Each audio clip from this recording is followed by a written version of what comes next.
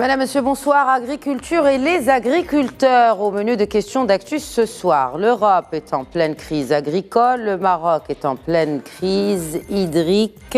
Un nouvel épisode d'angoisse donc pour nos agriculteurs et il faut dire qu'ils les ont enchaînés ces dernières années. Alors, 6 années de sécheresse, une pandémie, la guerre et maintenant une révolte des agriculteurs aux 4 coins du vieux continent.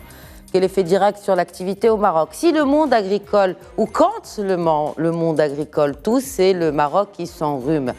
Les prix sur les marchés rassurent en revanche. Vous, consommateurs, ça nous rassure. Mais certains jubilent même de la hausse vertigineuse et soudaine des droits de douane en Mauritanie qui auraient permis de garder le niveau d'offre élevé et donc les prix à la baisse. Ce sont en tout cas les explications de la ménagère. Les professionnels ne sont pas de cet avis et tablent même sur un retour aux prix élevés, dits désormais normaux. Nous ferons le point par filière avec les professionnels du secteur de l'agriculture. Tout d'abord, c'est un plaisir d'accueillir aujourd'hui le secrétaire général du département de l'agriculture au sein du ministère. Bonsoir Redouane Arrache et bienvenue à vous sur ce plateau une nouvelle fois. Merci. Et pour représenter les professionnel, le président de la Confédération de l'agriculture et du développement rural, la Confédération marocaine, bien sûr. Rachid Ben Ali, bonsoir et bienvenue à vous également. Bonsoir et merci pour l'invitation. Merci à vous de l'avoir accepté. Bien sûr, nous allons parler des producteurs, donc des agriculteurs, mais aussi des exportateurs. Et nous avons avec nous, depuis Agadir avec nous, par Skype, le conseiller de l'Association des producteurs et exportateurs de fruits et légumes, Laraï Salrini. Bonsoir et bienvenue. Bonsoir. Bonsoir madame, reçu. Alors cette émission est une émission comme elle porte ce nom de question d'actu, c'est une émission qui réagit aux faits d'actualité, n'est-ce pas messieurs? Alors CRH, d'actualité c'est le stress hydrique. Je me souviens la dernière fois nous avions fait une émission sur l'agriculture, vous m'aviez promis qu'on allait faire une émission sur l'eau. Ce n'est pas le cas aujourd'hui, mais l'eau est toujours d'actualité, on ne peut plus d'actualité et on l'a vu, plusieurs mesures drastiques ont été prises notamment dans les villes.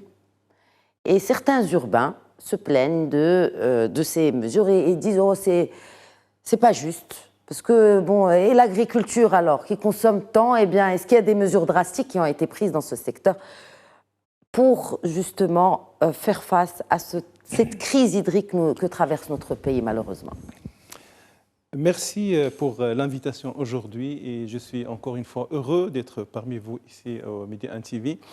Sur ces questions agricoles, surtout aujourd'hui qu'il pleut et que ça nous rappelle que nous sommes en hiver, bien que le temps était printanier avec les augmentations de température que nous avons tous vécues et qui nourrit aussi l'espoir de tout le monde. Donc pour ouvrir sur la question, cette question de pénurie d'eau que nous vivons, il faut appeler les choses par leur nom.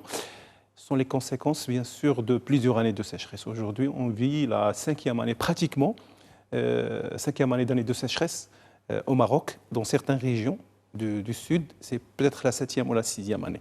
Alors, cette crise, à mon avis, elle est multidimensionnelle, elle touche tout le monde. C'est une des manifestations du changement climatique. On le vit aujourd'hui. Tous les Marocains sont conscients qu'aujourd'hui, l'eau est rare et donc il faut bien le gérer. Et les mesures drastiques sont nécessaires, à mon avis, parce que c'est une ressource qui est rare. Est-ce que des mesures ont été prises? Certaines ont été annoncées par Monsieur le ministre Sadeghi, justement, par rapport aux surfaces déjà irriguées qui ont été divisées par 3, n'est-ce pas? La crise de l'eau, la pénurie d'eau, plutôt, touche tous les secteurs. Le secteur des ménages, le secteur industriel, touristique et aussi l'agriculture. L'agriculture, nous assistons à une réduction drastique des dotations, des allocations d'eau habituelles qui sont destinés à l'agriculture. Aujourd'hui, vu la baisse des niveaux des barrages, la dotation en eau qui a été réservée au département cette année était autour de 700 millions de mètres cubes. Chose que, valeur aujourd'hui, on ne peut pas l'atteindre. On ne peut pas l'atteindre, pourquoi? Parce qu'il y a des priorités du gouvernement et nous sommes tous d'accord qu'il faut définir des priorités. La priorité aujourd'hui, c'est à l'eau potable, donc il faut assurer la desserte des villes avec de l'eau potable, puis l'agriculture. C'est ça la situation. L'agriculture, quand on dit l'agriculture, c'est pour le marché local déjà? Pour l'irrigation en général. Non, c'est pour irriguer d'abord le produit local, parce qu'il faut boire et manger. Il faut boire et manger, mais boire et manger, nous ne faisons pas la distinction entre produits locaux, produits export. On parle de l'agriculture. Non, mais si on prend des mesures drastiques, excusez-moi, c'est là juste pour qu'on comprenne et que nos téléspectateurs comprennent aussi. Si on venait à prendre des mesures drastiques, on ne peut plus irriguer. Ou l'aqdarallah, qu'on n'a pas assez de pluie, alhamdoulilah, effectivement, le ciel est clément. Il pleut un peu partout au Maroc, c'est une très très bonne nouvelle. Mais si on ne peut plus irriguer, est-ce qu'il n'y a pas de risque pour l'approvisionnement d'abord du marché local? Après, on parlera de l'export. Non, dans la gestion de cette pénurie, on tient compte de l'approvisionnement en priorité du marché local. Ça entre dans notre réflexion, notre façon de gérer la crise. Mais cela ne veut pas dire qu'il faut faire une séparation entre culture destinée à l'exportation et culture destinée au marché local. Je pense que la production agricole en général doit être raisonnée dans un ensemble. Et même les cultures destinées à l'exportation sont nécessaires pour approvisionner le marché local. Le cas éloquent, c'est la tomate. Aujourd'hui, la production de tomates, et qui est principalement, avec la crise que nous vivons, irriguée à partir de l'eau dessalée de la station d'Agadir, parce que 80% de l'offre sur le marché vient de la région de Souss-Massa, c'est de l'eau dessalée qui coûte cher aussi et qui est utilisée par les agriculteurs. Cette production, qui est aussi bien destinée à l'export, est aussi destiné au marché local. On ne peut pas imaginer aujourd'hui, avec tous les coûts de production, les augmentations de coûts, de produire exclusivement de la tomate pour le marché local. Ce n'est pas rentable pour les agriculteurs. Et c'est un modèle sur lequel nous avons vécu des années et des années. La période, ce qu'on appelle la production primeur qui s'étale d'octobre jusqu'à avril, c'est une production qui vient de la région de Souss-Massa. Le reste, c'est la tomate de saison et qui est produite pour le marché local exclusivement, principalement, pour des raisons de calendrier. Parce qu'avant, le Maroc exportait même pendant les périodes d'été, mais avec la gestion de calendrier, dans le cadre des accords d'association que nous avons avec l'Union européenne, on était obligés d'aller vers des productions primeurs d'exportation qui s'arrêtent vers le mois d'avril-mai. Pratiquement. Alors justement, en parlant de ce calendrier culturel, c'est comme ça qu'on l'appelle, donc en gros pour les moins avertis, c'est un peu le calendrier qui contient les informations sur les saisons de semis, de plantation, ainsi que sur les pratiques agricoles adoptées par les agriculteurs d'une zone agroécologique donnée. Bref, ça c'était la définition. Est-ce qu'il est toujours fiable, Sibnali? Est-ce que, alors, ces pluies, ce que disait tout à l'heure CRH, alors oui... Et on est toujours en hiver, même si on a eu un temps printanier avec les effets qu'il a eu. Est-ce que c'est une bonne nouvelle? Bon, c'est une bonne nouvelle pour nos barrages, pour nos réserves en eau, alhamdoulilah. C'est une bonne nouvelle pour qui? Quelle est la filière? Quelles sont les filières qui peuvent profiter des dernières précipitations?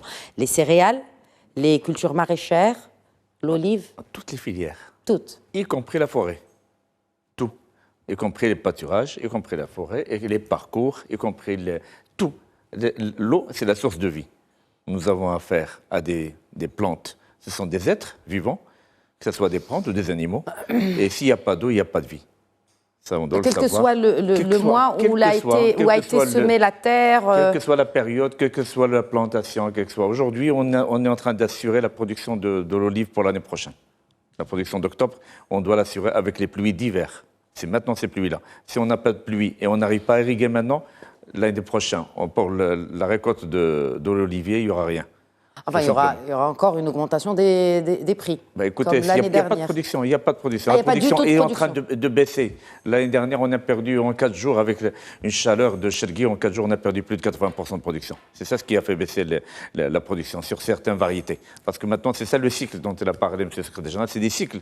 Et quand on tombe sur des cycles où on a besoin de froid, et on n'a pas de froid, ben écoutez, les rosacées, par exemple, tout ce qui est pommier, pêcher, nectarine, s'ils n'ont pas un certain nombre d'heures de froid, il n'y aura pas de production, tout simplement. C'est ça ce qui est dangereux. Parce qu'on n'a pas... Le phénomène qu'on est en train de vivre cette année, c'est la conjugaison de 3 phénomènes. C'est le manque de pluie, manque d'eau au niveau des barrages et des nappes, et surtout la chaleur excessive pendant des périodes où normalement il ne devrait pas y avoir. Donc ce calendrier, c'est le changement, on est en vie dans un changement total, bouleversement total du climat, c'est ça ce qui est en train de... Et nous, c'est-à-dire si on a un problème, on peut s'habiller, se déshabiller, on peut jongler avec les habits, mais pas la plante. La plante a besoin de ses heures de froid, a besoin d'eau pendant une période, a besoin de chaleur ou bien... Est-ce qu'il y a eu des dégâts? C'est à cause des dernières chaleurs, on peut les appeler ainsi, quand le mercure affiche autour de 22 degrés. Est-ce qu'on peut parler de dégâts, notamment, par exemple, pour les cultures maraîchères sous serre? Je pense que va en parler directement sur ça, parce que c'est un peu qui est plus concerné directement. Mais par contre, on peut dire qu'il a même... on a eu des tomates qui ont mûri avant l'heure. C'est pour cela, d'ailleurs, sur une interview, vous disiez que, écoutez, les tomates, si elles ont baissé de prix, ça n'a rien à voir avec le fait qu'elles ne soient plus destinées au marché africain. Et donc, on doit les écouler sur le marché local. Vous avez confirmé que ce n'était pas la raison principale derrière. Si ça va le confirmer, j'espère, parce que c'est un des points. Je n'ai pas dit le seul point, c'est un des points. Il y a la subvention d'État qu'il ne faut pas oublier, 75 000 dirhams l'hectare. Au niveau de la tomate, c'est très important. Elle a fait son effet. Quand l'eau, elle coûte plus cher ailleurs, ça va impacter aussi, ou j'ai envie de dire, ça va être comme un effet de rebond, en fait. C'est absorbé par cette augmentation. Mais au moins, il y a ce phénomène-là. Il y a le phénomène de l'export qui a baissé. Et il y a le troisième phénomène, c'est des plantes, c'est des fruits qui sont arrivés à maturation avant l'heure. Et on a eu des fruits abondants sur le marché pendant cette période-là. On va en revenir sur la question des prix. Voilà. Mais avant, puisque c'est une question d'actualité, donc j'ai fait réagir sur l'actualité, sur le stress hydrique, sur ce nouveau calendrier culturel dont tous les agriculteurs parlent. Monsieur Serrini, il y a une autre actualité, cette fois internationale, c'est ce mouvement de contestation généralisé en Europe. Les agriculteurs européens ne sont pas contents et cela fait tache d'huile. D'abord, quel effet pensez-vous? Parce que c'est quelque chose que l'on connaît, ce n'est pas la première fois qu'il y a eu des espèces de campagnes, hein, mais un peu limitées dans le temps sur aussi les territoires, qu'il y a eu des campagnes pour contrer les produits made in Maroc, notamment les agrumes et les tomates. Est-ce que vous pensez que ce mouvement-là pourrait avoir un effet sensible sur vous, sur les producteurs, sur les agriculteurs marocains? Et nous parlons aussi de cette hausse des droits de douane au niveau de la frontière mauritanienne. Mais d'abord, l'Europe. Oui. Merci, madame. Je suis aussi content de me joindre à mes collègues Sibli Ali et le secrétaire général pour cet entretien. Je voudrais juste rebondir sur 2 ou 3 petits points qui ont été évoqués préalablement par nos amis. Il y a un mot clé que vous avez prononcé qui est l'agroécologie et sur lequel je voudrais revenir. Le Maroc, ce n'est pas la première période de sécheresse que nous avons vécue. J'espère qu'elle sera parmi les dernières, sinon la dernière, et je le souhaite de tout mon cœur. Mais le Maroc a un vécu très important sur la question de la sécheresse et des pénuries d'eau et des stress hydriques. Nous l'avons toujours bien géré. D'ailleurs, le Maroc s'est lancé dans la politique la plus clairvoyante qui puisse exister au niveau de la planète. Ça, c'est pas moi qui le dis.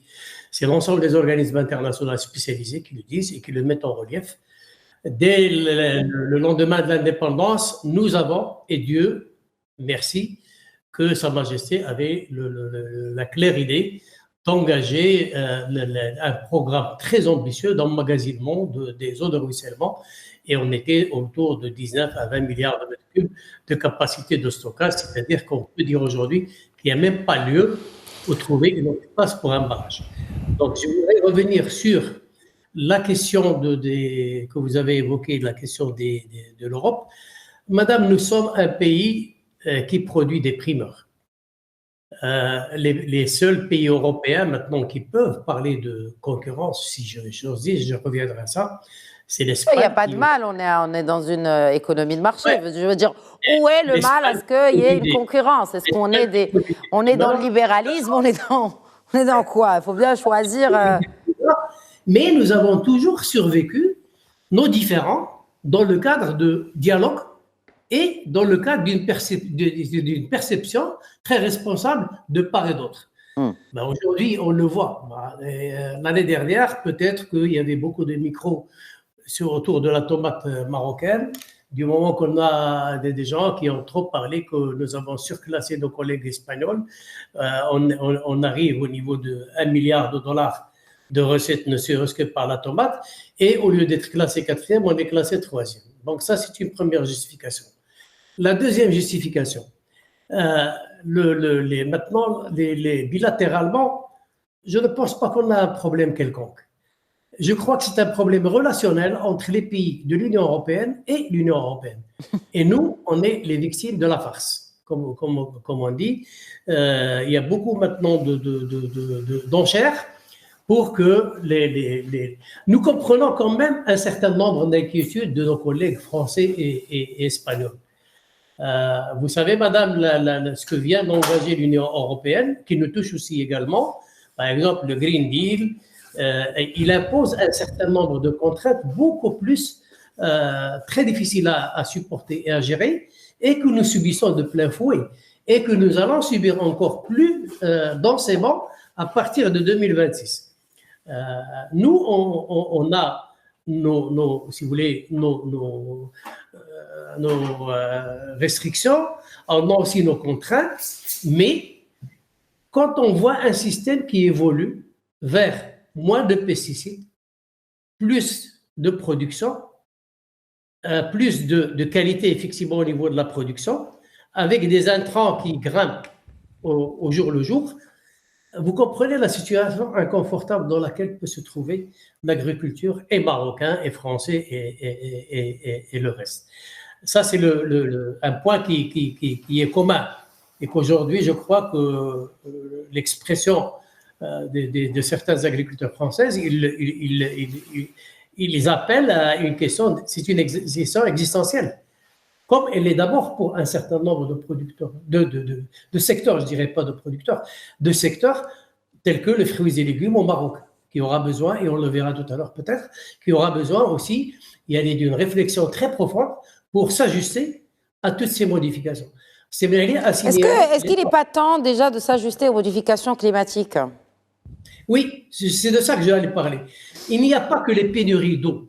Nous avons les pénuries d'eau, Eric, c'est-à-dire les apports sont moindres, et on est passé de 21 milliards à 11 milliards, 14 milliards. Cette année, on est encore loin de ce chiffre. Nous avons les perturbations des cycles climatiques. Et ça touche beaucoup plus l'agriculture que peut-être d'autres secteurs. L'agriculture, elle est totalement frappée et de plein fouet par les perturbations de température qui perturbent le cycle, qui perturbent la commercialisation et qui mettent en péril tout l'investissement des producteurs. Ça, il faut vraiment revenir sur ce point avec beaucoup de détails et voir dans quelle mesure nous, à notre niveau professionnel, service public, on peut contourner ces difficultés et mettre en place la chose aussi qui nous inquiète maintenant et qui nous inquiète de plus en plus en tant que citoyens, avant d'être ni agriculteur ni responsable, c'est l'eau potable aussi. C'est un équilibre qui a toujours existé entre l'agriculture et l'eau potable depuis l'indépendance. Aujourd'hui, je crois que nous avons un peu abusé des différentes ressources qui ne sont pas renouvelables, malheureusement, en matière d'eau, et qui fait qu'aujourd'hui, le problème est un peu plus épineux au niveau de l'eau potable dans certaines zones. Alors, il y a des zones où il y a l'eau dessalée, on peut la faire, c'est une solution. Et il y a des zones où on ne peut pas dessaler de l'eau, et ça va créer énormément de problèmes, de migration, et aussi qui va tarir un certain nombre de sources de production agricole. La culture pluviale, maintenant, avec le déficit pluviométrique, elle est très hypothéquée. Le maraîchage de saison, il est aussi hypothéqué aujourd'hui parce qu'il y a beaucoup de sources. Je vous réfère au Moyen Atlas, par exemple, qui gorgeait d'eau. Aujourd'hui, on n'a plus. Oui. Donc, tout ce maraîchage-là est mis en cause. On n'a plus et c'est un manque pour notre pays. Absolument, c'est un manque pour notre pays. Il y a d'autres... Je vous reviens juste rapidement, si vous pouviez me répondre, ou peut-être à un de vous, messieurs, sur l'impact d'abord ces mouvements de protestation en Europe, de cette augmentation de 167%, n'est-ce pas, des droits de douane au niveau de la Mauritanie. Quel impact, messieurs, sur nos produits agricoles? Merci. Alors, pour ce qui est de la crise agricole en Europe. Aujourd'hui, le mouvement des agriculteurs, nous avons vu effectivement des manifestations, des coupures aussi de routes, des blocages peut-être de routes, etc. Nous suivons la situation avec les professionnels. Je peux dire qu'il n'y a pas, disons, d'impact avéré sur notre agriculture. On ne voit pas d'impact significatif. C'est des cas isolés. Le flux commercial continue. Bien sûr, il y a des difficultés, mais il y a une question importante qui a été évoquée par notre ami à distance sur la compétition avec les produits marocains. Moi, je pense que c'est une question rhétorique qui revenait depuis très longtemps. Toujours, lorsqu'il y a des manifestations au niveau de l'Europe, alors que les racines du mal, peut-être le problème de la crise de l'agriculture européenne, il est beaucoup plus profond. Il s'inscrit aussi dans l'histoire, dans le temps.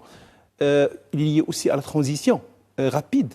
Et récemment, nous avons eu un débat important avec des scientifiques qui assurent que la transition, même en Europe, vers la transition verte, ce qu'on appelle doit être ordonnée, organisée, pour justement ne pas créer ces vagues. Alors, toute la production marocaine sur le marché européen, par rapport à 350 millions de consommateurs, qu'est-ce qu'il représente? Et c'est un argument qui est toujours d'actualité. On l'a affiché dans toutes les négociations avec nos amis européens. Mais naturellement. Qu'est-ce que représentent les exportations marocaines? Et c'est la réalité. C'est une très petite part. Et aujourd'hui, je pense que c'est juste une symbolique des manifestants de dire que c'est la tomate marocaine. Non. L'Europe a besoin du Maroc, a besoin des produits marocains dans un cadre partenarial. Nous sommes des associés. Depuis 1995, il y a un accord d'association avec des concessions réciproques. S'il y a des concessions pour le Maroc dans l'agriculture, il y a d'autres concessions pour l'Europe sur l'économie. Et donc, ce partenaire avancé, nous vivons dans un espace commun, qui est l'espace euro-méditerranéen, et c'est l'économie. Alors, c'est l'économie, mais où est l'économie d'eau? Alors, je ne vais pas vous ressortir cette fameuse expression. Nous exportons notre eau. Alors, elle n'a jamais été aussi d'actualité que depuis que nous scorons dans l'exportation de l'avocat ou des fruits rouges, où on a, par exemple, vous parlez de ce pourtour méditerranéen, on a même des producteurs espagnols qui viennent produire au Maroc, n'est-ce pas, Sibnali? Alors que, effectivement, en Espagne, aujourd'hui, il y a une politique. C'est pour quand qu'on va commencer aussi à penser à cette denrée avant de se lancer dans les productions. Je vous réponds en tant qu'agriculteur, en tant que responsable d'agriculture. Tout en maintenant les emplois. Voilà. Maintenant, il faut différencier en certains produits. Qu'est-ce que ça représente, ces produits? Premièrement, quand on parle d'export d'eau, on importe plus que 3 fois. Les céréales. Il n'y a pas que les céréales, les oléagineux. 400 000 tonnes d'huile végétale qui est importée. Les aliments de bétail qui sont importés. Tout ça, ça représente plus que 3 fois, plus que 4 fois de ce qu'on exporte. Et ça c'est le premier point. Deuxième point, il y a des cultures dont on a vraiment besoin. Il y a un écosystème. Est-ce que c'est pas mieux si on faisait de la culture d'oléagineux que de faire de l'avocat? Même s'il y a de l'huile d'avocat, mais on n'en consomme pas malheureusement. Alors si vous parlez de l'avocat, on tient un produit spécifique, je peux vous dire que je suis d'accord avec vous. On peut enlever l'avocat à partir d'aujourd'hui, on peut l'interdire, moi je suis d'accord. Parce que ça ne rapporte pas grand-chose. Est-ce qu'on peut l'interdire au niveau du ministère? Légalement, on n'a pas le droit. Non, légalement, c'est-à-dire c'est l'agriculture est libre. On n'a pas le droit. Mais les fruits rouges ou la tomate, on est obligé de les maintenir parce que c'est lui qui fait employer le maximum d'emplois au niveau de rural.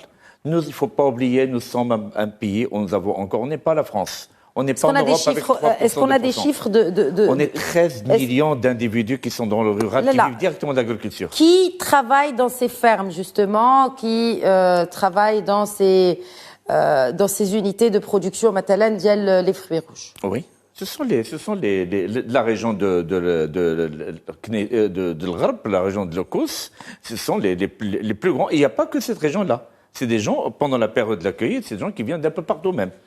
C'est des gens qui sont spécialisés, qui font... Qu'est-ce qu'ils vont faire, ces gens-là? C'est ça ce qui... Je cite la même chose. 1 hectare, je pense que Serien peut me dire, peut confirmer ça, 1 hectare de tomates, il emploie jusqu'à... Je ne sais pas si ça va être 10, plus même. 10. Non. Plus, non, je dis un ratio. La moyenne, c'est on est à une centaine, peut-être même de la tomate cerise qui emploie. C'est des gens vraiment un hectare de cerise, de blé ou de l'olive, il n'emploie même pas une personne. C'est ça ce qu'il faut penser. Il y a un équilibre maintenant qu'il faut garder. Nous, on fait tout. Pourquoi on parle de l'eau, de l'agriculture? Mais il y a un équilibre, il y a une équation. Une équation avec 3 inconnus, il y a une seule équation. Il faut avoir de la production. Le consommateur doit trouver des produits au niveau des marchés et des souks, doit trouver des produits à un prix intéressant et on doit pas consommer de l'eau. Je suis mon équation, désolé, c'est une équation. Moi, je trouve personnellement, j'arrive pas à trouver la solution. Je pense que c'est un prix intéressant, disponible, mais sans utiliser de l'eau. Mais écoutez, je pense que c'est comme il a dit tout à l'heure, on est en train, c'est les agriculteurs français, pour créer le buzz, ils se dirigent vers la tomate marocaine.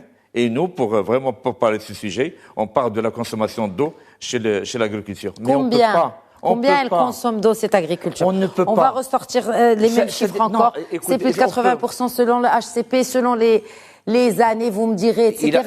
Vous savez, Sibni Ali, il y a quelque chose de très intéressant. Il y a vraiment un changement de paradigme. Quand avant on parlait sur ce même plateau depuis 6 ans ou 5 ans de la même chose et on disait on exporte de l'eau, ça restait quand même... C'était un sujet qui était traité par des experts.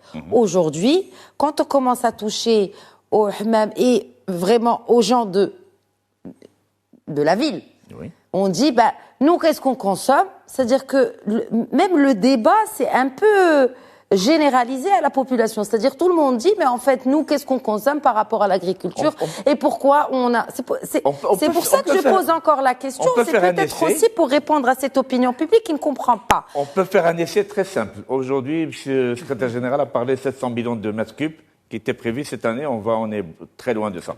Mais la réalité, on avait 4,6 milliards de mètres cubes qui étaient destinés à l'agriculture. Aujourd'hui, on peut tout couper. On peut couper l'agriculture, mais il n'y aura pas de produit, tout simplement. Est-ce que vous croyez que nous, quand on parle d'1 kilo de tomates, il nous faut 150 litres d'eau? Est-ce que vous croyez que c'est l'agriculteur qui est rentré dans cette tomate pour la produire? Mais c'est une tomate qui a besoin de ça. Si vous voulez pas de tomate, si vous voulez pas donner de l'eau à la tomate, il y aura pas de tomate, tout simplement.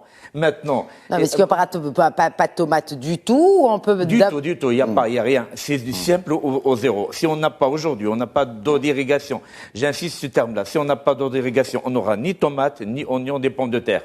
Il l'a dit, M. le secrétaire général tout à l'heure, et M. Solenon en a parlé, qu'avant, on pouvait produire même je dis bien, c'est même la tomate, même sur champ, même quand on parle en dehors des serres, il a besoin d'eau d'irrigation. Il n'y a pas de pluie aujourd'hui qui a besoin. En plus, il n'y a pas de pluie. Alors que vous voulez, comment c'est une plante, c'est un être vivant qui a besoin d'eau pour grandir et pour donner des fruits. S'il n'a pas d'eau, il n'a rien.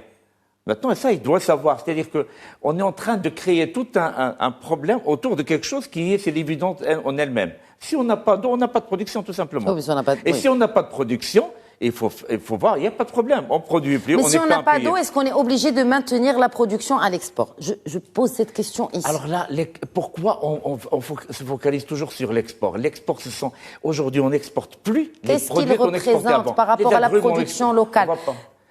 Qu'est-ce qu'il représente en termes de volume, cet export, par rapport à ce qu'on consomme au niveau local, au niveau national? On exporte quoi? Quelque chose. En tomate, on est à 500 000 tonnes. 500 000 tonnes, oui. Sur 1 500 000 de production. Moyenne. Donc c'est le tiers qu'on exporte. C'est le tiers qui exporte. On consomme les 2 tiers au Maroc. C'est alors, moi je pense que nous avons débattu plusieurs fois de la question de l'eau à l'agriculture et on n'est pas dans un schéma aujourd'hui, vu la taille aussi de la crise de l'eau, de la pénurie, de chacun dans son rôle. On doit se mettre ensemble et je pense qu'il faut une approche plus globale qui implique tout le monde et réfléchir et discuter, et qui est le cas aujourd'hui par rapport à cette question de l'eau. Mais se focaliser sur la question de 80%, de 70% de l'agriculture, je pense que ce n'est pas un débat scientifique et objectif. C'est un débat, parfois, qui cède du terrain à un débat beaucoup plus idéologique. Pourquoi? Parce que 80% de la consommation de l'agriculture. Est-ce que c'est au Maroc qu'on consomme 80%? C'est la nature biologique de la plante, c'est la nature biologique de l'agriculture. Avant de venir dans cette émission, j'ai vu aussi les statistiques en Inde. C'est la même chose. C'est le plus grand pays qui irrigue dans le monde. En Chine, l'agriculture a besoin de l'eau. Pour produire 1 kg de produit, il faut de l'eau. C'est une évidence. Maintenant, si je veux raisonner autrement et dire que très bien, c'est les 80%, on va arrêter de produire, c'est ce que dit Ben Ali. Et alors, moi je pense que le débat doit se focaliser sur les solutions de la pénurie, du manque d'eau. Aujourd'hui, tout le monde subit avec violence cette absence d'eau. Et il y a une chose que on je dis... On parle des agriculteurs qui subissent aussi, parce qu'ils subissent oui, bien de sûr. Ce monde rural. Et c'est ce que j'allais dire. C'est ce que j'ai interpellé dans mon introduction, d'ailleurs, ça vous a étonné. Moi, je dis que l'eau... Mais finalement, l'agriculteur, il souffre aussi. Bien sûr. On ne dit pas le contraire, c'est ça, on n'est pas contre les agriculteurs. Moi, je dis une chose, l'agriculture n'est pas uniquement des aliments sur la table. C'est des vies, c'est une activité économique, c'est un écosystème, c'est des familles aussi. Il faut se placer aussi à la place de l'agriculture. Lorsqu'il n'y a pas d'eau, aujourd'hui, il y a des périmètres où on n'irrigue pas. Les Doukala, les Tadla. Eh bien, regardez la situation. C'est des économies ensemble qui sont en train de se dégrader. 13 millions d'habitants. Et donc, l'eau, il a créé l'économie au Maroc. L'aménagement hydro-agricole a permis de créer des pôles urbains, comme les Doukala, comme le Tadla. Mais on n'a pas vu venir cette situation à CRH, avec toutes les études et les prévisions et les planifications.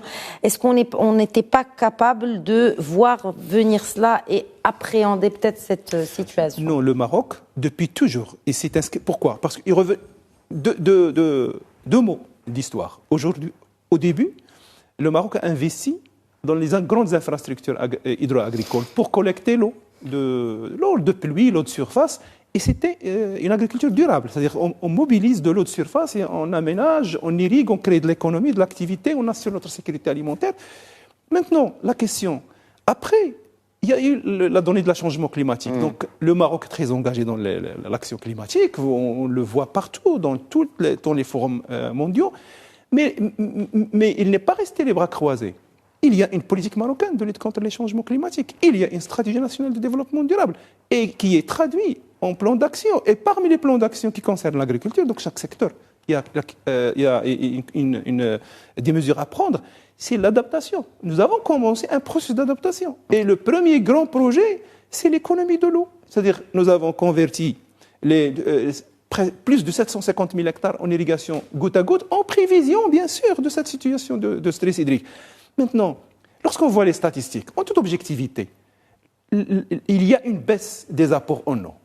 Pour tout le pays, pour toute l'Afrique du Nord, y compris le sud de l'Espagne. Tout le monde vit une baisse des apports en eau. Donc, lorsque vous avez une baisse des apports en eau dans les grands réservoirs, et vous avez 5 ou 7 années de sécheresse, ben c'est normal. Quelle que soit la mesure que vous voulez prendre, qu'est-ce que vous pouvez faire sans eau? C'est difficile. Et donc, nous, on continue de faire l'effort, on continue d'investir dans la résilience, on continue en attendant des jours meilleurs, on continue aussi de diversifier nos ressources en eau. Regardez Rabat, aujourd'hui, il est entièrement irrigué, les espaces verts, et c'est un modèle. Et vous opérez en permanence les ajustements qui s'imposent? Bien sûr. Comme quoi? Maintenant, par exemple, sur les cultures résilientes à la contrainte climatique. Oui. Par exemple, si aujourd'hui, nous avons mis un programme très ambitieux, par exemple, de plantation de cactus qui résistent à la sécheresse, un programme ambitieux de plantation du caroubier, des cultures, 1 million d'hectares d'ambition de semis avec le semis direct, c'est-à-dire pour préserver l'humidité des sols. Donc, nous sommes dans une stratégie... On est dans la transformation peut-être aussi de notre modèle agricole, mais petit à petit. C'est cela. La transformation de l'agriculture vers des méthodes de production plus durables. On est dans ce schéma. Alors, Lareis Serrini, bien sûr, je vais vous faire réagir. Je vais vous faire également, ou je vous interpelle également, par rapport... Comment? Je croyais que c'était loin des yeux, loin du cœur, non? Loin de là. Je garde toujours un œil sur vous et je vois même quand vous réagissez, vous avez réagi quand on parlait de ces changements et tout cela vous a fait sourire. En tout cas, vous voulez certainement réagir à ce qui a été bien évidemment développé par nos deux invités. Et vous êtes le bienvenu la prochaine fois, Inch'Allah, dans nos studios à Rabat. Sincèrement, je suis d'avis sur cette question si vous voulez, d'export et d'import d'eau. Qu'on soit très clair, il y a des études très spécialisées. Peut-être qu'il faut un débat un jour bien organisé autour de cette question. Le Maroc a un bilan positif entre l'import et l'export d'eau. Ça, c'est très clair. Donc, si on fait une politique, les autres pays doivent faire autant. Et maintenant, adieu au bilatéralisme, adieu à tous les échanges. Donc, on va se contourner autour de nos frontières et on ne peut pas vivre. Je reviens sur les questions où vous m'aviez distancié sur l'Union européenne et sur l'Afrique. Pour l'Union européenne, nous sommes autorisés à envoyer 280 000 tonnes ou 85 000 tonnes, c'est-à-dire ça, c'est le contingent marocain, et on envoie l'année dernière jusqu'à 700 000 tonnes. Ça, c'est une réponse intrinsèque à la question que posent aujourd'hui les agriculteurs français et espagnols. S'ils n'avaient pas besoin de cette tomate, elles n'auraient jamais été là-bas parce que les mécanismes de l'accord entre nous et l'Union européenne sont très précis. Au-delà de 285 tonnes, on est assujetti à toutes les restrictions et les contraintes du monde pour favoriser le producteur européen.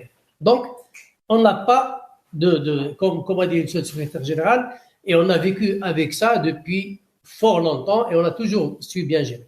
Est-ce que vous pensez qu'on n'a pas à faire le choix entre culture vivrière et culture à l'export? Non, j'ai pas dit ça, madame. Non, je vous pose, c'est moi qui vous interpelle là-dessus. C'est pas vous qui avez dit ça. Ça a été dit par nos deux autres invités au début de cette émission. Mais est-ce qu'on ne peut pas séparer les deux? Écoutez, tout pays est souverain de sa politique agricole. Très clair. On a des ressources. On a des zones, comme vous les avez caractérisées, hydrophysio, écologiques et géographiques qui permettent de produire tel et tel produit. Nous sommes d'accord, et tout le monde est d'accord sur cette question, qu'on repense un petit peu, si vous voulez. Maintenant, nous sommes dans une autre logique au niveau de l'agriculture. Il convient de se poser autour d'une table et de discuter avec un franc-parler et dire voici nos priorités. Voici nos manières de les atteindre. Par exemple, on dit tomates pour le marché local. Depuis que nous existons au niveau d'Agadir, Agadir a toujours réservé plus de 50% pour le marché local, sans contrainte quelconque. Bon, l'année dernière et l'année d'avant, il y a eu des petits problèmes au niveau du mois de Ramadan pour des conjonctures climatiques. Donc, un autre problème s'est greffé. C'est pas un choix des agriculteurs à privilégier l'extérieur. Non, c'est un équilibre qui était tout le temps là. Parce que nous, on ne peut pas honorer nos engagements à l'extérieur si le marché national ne nous absorbe pas. Et madame, notez, et on l'a dit sur plusieurs plateaux, que le Maroc, la tomate marocaine a été le plus souvent cédée à des prix moins que leur coût de revient. Ça, c'est très clair et depuis plusieurs années. Aujourd'hui, le gap entre le coût de revient et le prix qui est offert par le marché est très grand. Au niveau de la tomate ronde, c'est s'il y a cette problématique spécifique. Nous remercions le ministère de l'Agriculture d'avoir réagi et le temps qui a été dédié par les professionnels et le ministère autour de cette question pour trouver des issues que nous sommes en train de mettre en place, espérant que... Quelle sorte d'issues? C'est des subventions. Il s'agit de sortes de subventions? Il y a la subvention, il y a aussi une tentative qu'on devait faire. Malheureusement, j'attendais qu'on parle d'un autre fléau au-delà de celui de la pénurie d'eau, qui est aujourd'hui la pression phytosanitaire qui s'exerce sur nos productions et qui est d'égale importance, sinon plus, au niveau de la production maraîchère. C'est les nouvelles maladies. Malheureusement, maintenant, on a toujours reçu des maladies du Nord. On n'a jamais envoyé une du Sud vers le Nord. Mais toute maladie s'accompagne d'une plus-value investie au niveau pour faire face aux dépenses et une perte de production. Aujourd'hui, le nouveau virus, Dieu merci qu'il ne touche pas l'homme, c'est un virus qui touche uniquement la tomate et qui est un virus de contact. Je ne vous dis pas que cette année-là, nous sommes entre des pertes de 20% à une totalité, dépend des agriculteurs. En moyenne, je ne peux pas vous donner le chiffre exact, peut-être avec les services. L'impact, il sera ressenti vers quelle production, vers quel mois? Tellement, madame. Ah, c'est pour ça que j'allais revenir à ça, parce que nous avons aussi des non, parce que vous en parlez, justement. Alors, cette année, comme l'a dit Sebneli, on a eu la canicule du mois d'août, et puis on a eu un été à la place d'un hiver. Jusqu'à hier, ici à Agadir, ben, les gens, ils nageaient. Voilà, c'était c'est du jamais vu. Hein. Nos compatriotes nageaient hier à 28-30 degrés. Donc, tout ça, et c'est ce qui explique un peu la baisse des prix qu'on a eue, parce qu'il y a une surproduction, il y a une poussée de production qui était conséquente à ces chaleurs. Et ça a coïncidé aussi avec le problème de l'Afrique. Il ne faut pas croire que l'incident de l'Afrique, c'est lui qui a fait baisser les prix. Il y a participé certainement, mais vraiment avec un petit pourcentage, je dirais. Mais vous allez me concéder quand même cela, la coïncidence, elle est quand même. Écoute, c'est pas moi qui l'ai fait, c'est la nature. Elle est importante quand même, parce que ça a vraiment coïncidé avec cette annonce de la Mauritanie. Enfin, il faut raisonner. Nous sommes maintenant dans une nouvelle mouvance. Il y a l'Afrique qui prend de l'importance. On n'est pas là pour l'Afrique. Il faut qu'on la prenne en considération. Le Maroc s'est ouvert sur l'Afrique. Sa Majesté a fait ce qu'il faut. Nous devons faire ce qu'il faut. Donc il y a lieu de voir avec. Moi, j'ai travaillé en Afrique pendant quand même 20 ans. Je sais ce que c'est, quelle opportunité elle offre pour nous dans l'export et aussi dans le travail directement en Afrique. Donc, c'est des chemins qu'il va falloir investir et prospecter et placer l'agriculture marocaine dans un nouveau contexte. Alors, une deuxième chose que c'est là une chose qui m'intrigue un petit peu. Et je le dis. Je me débarrasse de ma casquette de consultant, de conseiller au niveau de l'APFL. Je vais parler en tant qu'agronome. Et ça, je m'adresse à monsieur le secrétaire général, à Sebneli. Le Maroc, il est temps que nous établissions la carte d'évocation des sols. Malheureusement, ce que nous avons subi au Maroc sur le système agricole était lié à la mauvaise utilisation de nos potentiels de sol et, si vous voulez, écologiques des régions. Nous avons des boisés, beaucoup de terrains bien sûr. Les zones stépiques, on les a massacrées. Il y a plusieurs millions d'hectares là-dessus. Et on a introduit des cultures qu'il ne fallait pas introduire dans des zones. Quand on trouve du maraîchage à Ain Ben Imtar, j'ai eu l'occasion de travailler là-bas, où on trouve des céréales qui sont défrichées sur de l'alpha et de l'armoise avec non, on ne peut pas accepter ça. Le Maroc doit s'inscrire aujourd'hui dans une perspective et une démarche de restauration de nos capacités environnementales, et c'est ce qui va être exigé par nos partenaires européens. Si on ne répond pas aujourd'hui, la taxe carbone, demain, on n'accédera plus à l'Europe. Alors, si vous le permettez, si Serrini, j'aimerais bien quand même un droit de réponse pour le ministère, CRH. Est-ce qu'on a une carte des sols? Est-ce que cette carte des sols est utilisée à bon escient? Bien sûr, nous avons. Non, il ne suffit pas de l'avoir, mais est-ce qu'elle est vraiment. Non, nous avons une carte élaborée d'ailleurs par l'INRA. C'est une grande collaboration, un programme ambitieux que l'INRA a mené avec le groupe OCP dans le cadre d'une convention de recherche. Et maintenant, il existe. Il y a une carte de vocation de tout le sol marocain.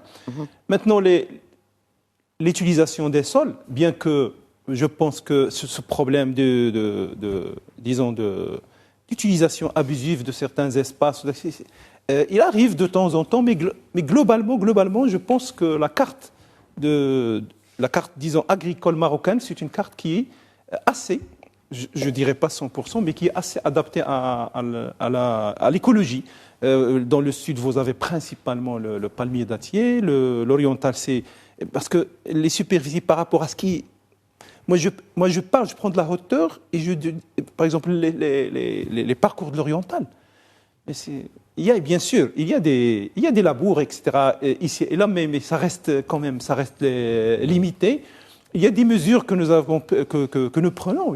Par exemple, l'assurance, on ne permet pas à l'assurance d'opérer dans les zones de parcours.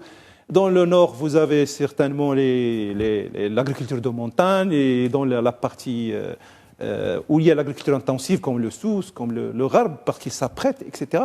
Donc, globalement, nous avons fait cette analyse. Et dans le cadre de notre réflexion sur la transformation de notre système alimentaire, et l'étude a montré que globalement, notre agriculture, il est bien territorialisée. Bon, à part quelques exceptions, c'est normal. Oui, mais non, c'est anormal, parce que les exceptions, on ne le sait qu'après qu'il y ait scandale. Mais ça reste... J'évoque l'exemple de la pastèque arachidia. La loi ne le permet pas. Non. Il n'y a pas une loi qui interdit. Il y a une carte, mais c'est pas une obligation. Elle n'est pas contraignante. Elle n'est pas contraignante, il n'y a pas d'obligation. Oui, mais on peut toujours... Mais c'est le rôle du législateur. Je veux dire, c'est le rôle du gouvernement de mettre en place des lois. Je veux dire, s'il y a... c'est soit on fait pousser des pastèques au détriment des populations qui ne trouvent rien à boire. Si Salrini tout à l'heure a évoqué le Moyen Atlas, il y a quand même, on doit se poser des questions. Comment ça se fait que, eh bien, les réserves souterraines de cette région qui fut riche, tabarkallah, en ressources hydriques, elles sèchent. C'est tout à fait normal. Non, mais après, effectivement, on n'est pas au diagnostic. Personne n'a prévu 6 années de sécheresse. On n'est pas au diagnostic, mais on est quand même on est dans le après. On est dans, effectivement, comment faire face à l'après. Moi, l'après, on est en train d'étudier l'après. L'après, c'est quelque chose, il faut dire la vérité, pendant 10 ans, au niveau des barrages et transfert d'eau et tout, rien n'a été fait. Si on a lancer les barrages, les 10 des grands barrages qui ont été lancés, ils ont été lancés la dernière année du dernier gouvernement, c'est en 2021. Donc en fait, c'est pas la faute. Vous parlez du département de l'eau et de l'équipement. Exactement. C'est pas le Maroc vert, c'est pas les choix du ministère de l'Agriculture. Ils sont pointés du doigt aussi. Je pense qu'ils sont. On le voit dans la presse. Si on analyse réellement, s'il n'y avait pas le plan Maroc vert, on n'aurait rien trouvé sur le marché aujourd'hui. Oui, parce qu'il n'y avait pas d'irrigation de goutte à goutte. Le goutte à goutte coûtait très cher et personne ne le faisait. C'est avec l'arrivée du plan Maroc vert qu'il y avait la subvention de goutte à goutte. Si on n'avait pas de goutte à goutte, il nous fallait 10 fois plus d'eau aujourd'hui pour avoir la même quantité. Certains agronomes restent sceptiques sur le goutte à goutte parce que des fois il y a des fuites aussi sur l'eau, parce que vous avez parlé de fuites sur le goutte à goutte. Bien sûr, il y a des fuites partout, mais pas autant, on parle pas de 40%. Si on a 40%, on a tout raté. Est-ce que la campagne, parlons aux gens qui nous regardent. La campagne, elle est, alhamdoulilah, bon, pas complètement perdue, parce qu'il y avait des doutes là-dessus. Les professionnels, leur morale maintenant, est-ce qu'il est en berne? Non, réellement, il est en berne. Pourquoi? Il est en berne parce qu'il y a des coupures d'eau partout. On n'a pas d'eau des barrages, on ne peut pas creuser plus qu'on a. Et écoutez, si vous remettez en doute, là, il faut faire. Non, mais moi, je ne mets pas en doute. Mais quand on a le ministre de l'eau et de l'équipement qui dit qu'il y a 90% des puits qui sont creusés de manière anarchique. En France aussi. C'est exactement les chiffres qu'il y a en France. 90% sont de manière non autorisée. Il faut le savoir. Maintenant, on met tout sur le dos des agriculteurs. N'oubliez pas que nous avons 13 millions d'habitants. Nous avons 13 millions d'habitants. On n'est pas en France. Avec 2%, nous avons 40% de la population qui vit directement de l'agriculture. On est en train de mettre tout sur le dos de ces agriculteurs. Un jour, si cet écosystème chute d'un seul coup, il y aura vraiment des gros problèmes. Et il faut savoir que celui qui produit aujourd'hui le maraîchage, ce sont des agriculteurs qui ont moins de 3 hectares. À 90%, ils ont moins de 3 hectares. Et c'est les éleveurs, ils ont moins de 3 vaches.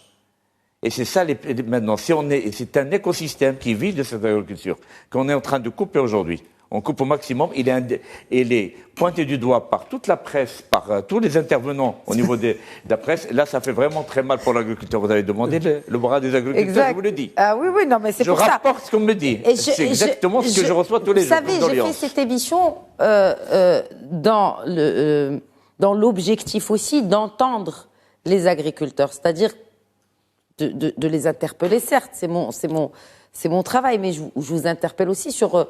sinon, vous vous sentez comment? Parce que vous faites partie du tissu économique, parce que ces petits agriculteurs, ou les moyens, ou les moins grands, ou même les grands, eh bien, ça fait tout un écosystème qui fait qu'il crée de la richesse, et qui crée de l'emploi et qui maintient cet équilibre aussi rural comme urbain. C'est Arash. Un dernier mot. Alors, nous vivons une situation exceptionnelle avec ces années de sécheresse, comme j'ai dit. Donc, à situation exceptionnelle, mesure exceptionnelle, le ministère a fait un effort colossal suite à la décision royale d'accorder les 10 milliards de dirhams de soutien au secteur agricole pour, réduire les effets de l'impact de la sécheresse et aussi de la conjoncture. Et donc, ces 10 milliards ont eu un impact très positif. Donc, on le voit sur les prix. Les superficies de pommes de terre ont augmenté parce que, justement, il y a un soutien qui invite les agriculteurs à emblaver. Il y a la tomate aussi, 70 000 dirhams, l'oignon, etc. Donc, nous avons vu, il y a un engouement, il y a un enthousiasme. Donc, les agriculteurs sont encouragés. Il y a un programme aussi, un grand programme de soutien aux engrais pour baisser les coûts. Il y a un programme pour l'élevage, pour maintenir le capital de production animale, la distribution de l'orge à guichet ouvert, c'est-à-dire les agriculteurs peuvent s'approvisionner à des prix très très bas, de dirhams, l'aliment composé pour soutenir la filière laitière. Donc nous sommes beaucoup de soutien, très mobilisés parce que dans cette conjoncture, il faut soutenir les agriculteurs pour dépasser cette conjoncture. C'est Sarghini, un dernier mot, mais rapidement, je vous prie. C'est parce que j'en ai besoin. Sincèrement, je parle à venir. Aujourd'hui, il y a lieu de placer le tandem agriculteur-consommateur au noyau de c'est-à-dire comme épicentre de notre intérêt. Tout ce que fait le gouvernement, il est très apprécié à sa juste valeur, mais je crois qu'on a besoin de jumelles un peu qui peuvent nous permettre de voir un peu plus loin. Nous sommes devant une situation d'inconfort qui commence à générer des évincements d'agriculteurs, petits et moyens. On commence à le vivre ici à Agadir, on l'a vécu aussi dans d'autres zones. Il y a lieu d'être très prudent là-dessus. J'ai dit, quand je suis agriculteur, sur une serre par exemple, je fais 1 hectare, 1 million de dirhams, je dépense 900 000 dirhams, je produis, il y a la chaleur qui me force à aller à contre-saison, je vends à moins que mon prix de revient. Rapidement, c'est Sarghini, votre idée. Oui. Alors, je l'ai dit, je demande aujourd'hui qu'il y ait un débat très profond pour créer une autre perception de notre agriculture avec une vision très claire et qui est national, il est national, ce qui est international, il est national, ce qui sont nos ressources et qu'on se définisse de nouvelles visions qui vont s'ajouter aux acquis du Maroc vert et de la Green Generation. Il faut qu'il y ait un dialogue ouvert, sincère et profond. Voilà mon appel. Merci. Merci, je pense que c'est un bon début ici.